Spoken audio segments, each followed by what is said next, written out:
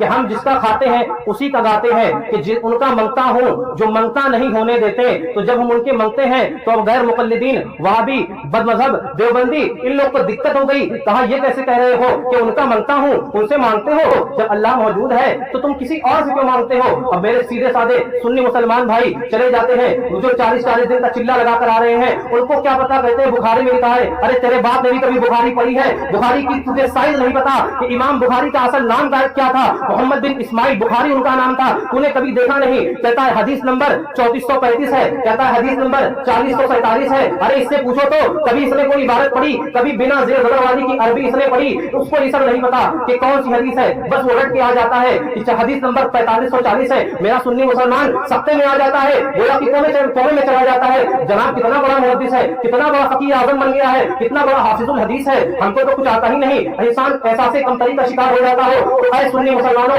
آج کا سبق تم لوگ بھی یاد کر لو، اگر بہت زیادہ نہیں آتا تو پارا نمبر بتا دو، پارا نمبر نہیں آتا تو سورہ ہی بتا دو، آج تم کو سبق یاد کرا دیتا ہوں کہ یاد رکھنا، جب کہا جائے کہ حضور سے مانگنا شرک ہے، حضور سے نہیں مانگ سکتے، تو اس کا جواب دینا کہ ہم کو قرآن نے بتایا ہے کہ حضور سے مانگ سکتے ہیں، کہے گا دکھاؤ کہاں دکھایا ہے، کہاں بتایا ہے، کہاں پر حضور سے مانگنے کا ذکر ہے؟ علامہ نظامی فرمایا کرتے تھے وہابی پڑھتا تو ہے لیکن سمجھتا نہیں ہے، تو میں کہتا ہوں کہ میں تجھ کو دکھاتا ہوں، پارہ 30 ہے، سورہ بد دعا ہے، آیت نمبر 10 ہے، اللہ فرماتا ہے وَأَمَّا السَّائِلَ فَلَا تَنْهَرْ، وَأَمَّا السَّائِلَ فَلَا تَنْهَرْ، کہ اے محبوب جب تمہارے پاس کوئی آئے، کوئی سائل آئے تو اسے نہ جھڑکو۔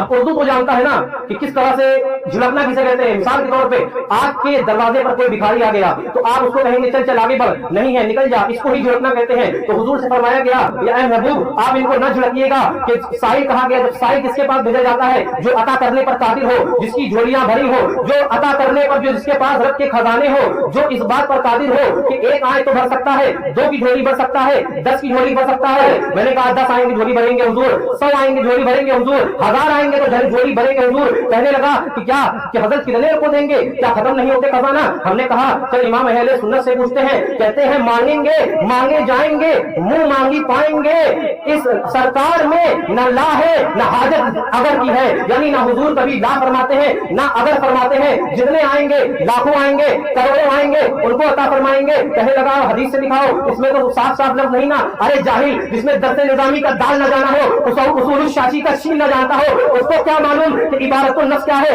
اشارت النفس کیا ہے، اقتضاء النفس کیا ہے؟ تو اصول جانتا ہی نہیں۔ تو چل آج اس کو صاف صاف حدیث دکھا دیتا ہوں۔ میرے حضور خود فرماتے ہیں انما انا قاسم واللہ یؤتی، کہ بے شک میں بانٹنے والا ہوں، میرا رب عطا کرنے والا ہے، نہ میرے رب کے خزانے میں کمی ہے نہ میرے دینے میں کوئی کمی ہے۔